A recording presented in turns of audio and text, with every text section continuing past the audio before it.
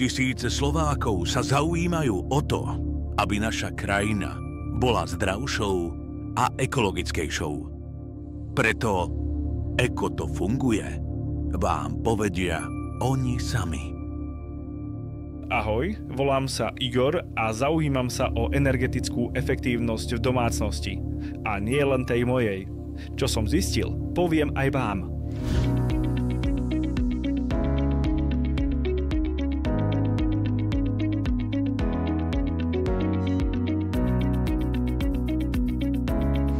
Energetická efektívnosť domácností je kľúčovým faktorom pri znižovaní spotreby energie a uhlíkovej stopy. Na Slovensku je približne 1,4 milióna domácností závislých na plynovom vykurovaní, čo predstavuje významnú časť celkovej energetickej spotreby krajiny.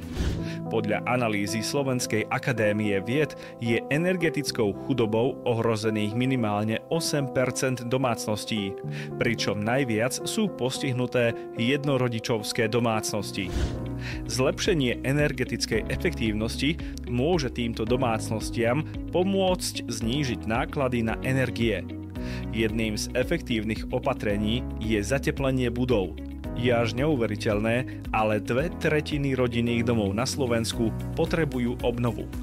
Výmena starých okien za moderné s lepšími izolačnými vlastnosťami môže znížiť tepelné straty až o 30%.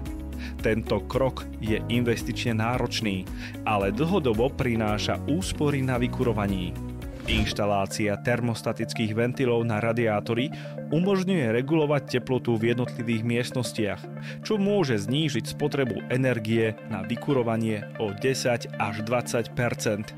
Modernizácia osvetlenia na LED technológiu môže znížiť spotrebu elektriny na osvetlenie 80%.